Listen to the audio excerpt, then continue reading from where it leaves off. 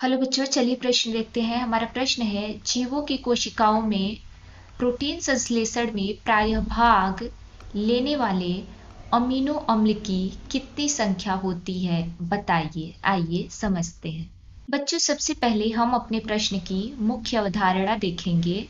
मुख्य अवधारणा हमारे प्रश्न में पूछा गया है कि जीवों की कोशिकाओं में प्रोटीन संश्लेषण में प्रायः भाग लेने वाले अमीनो अम्ल की संख्या कितनी होती है।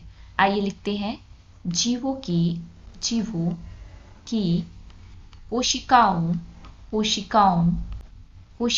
में प्रोटीन संश्लेषण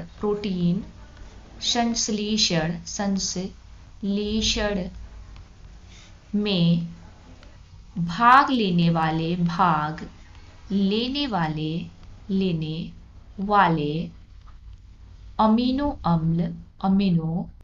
अम्ल की कितनी संख्या होती है, कितनी संख्या पाई जाती है या होती है, संख्या होती है।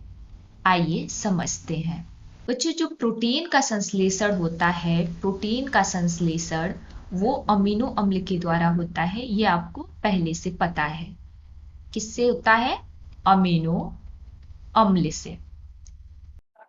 और ये अमीनो अम्लों की संख्या कितनी होती है बच्चों? तो इन अमीनो अम्लों की संख्या 20 होती है। ध्यान रखिएगा, जो अमीनो अम्ल प्रोटीन संश्लेषण में भाग लेते हैं उनकी संख्या 20 होती है।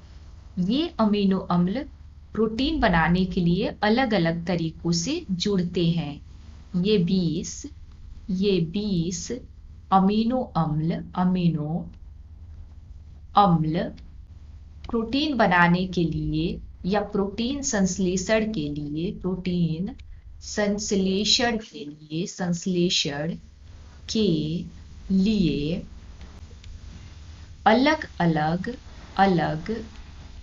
अलग तरीकों से आपस में जुड़ते हैं।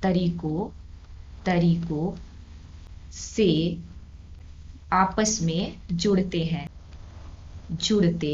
हैं और ये जुड़ के प्रोटीन का निर्माण कर। तो हम अपने प्रश्न की तरफ चलते हैं। हमारा प्रश्न था, जीवों की कोशिकाओं में प्रोटीन संश्लेषण में प्रायः भाग लेने वाले अमीनो अम्ल की संख्या कितनी होती है? तो ये 20 होती है। उम्मीद है आपको प्रश्न समझ में आ गया होगा। धन्यवाद।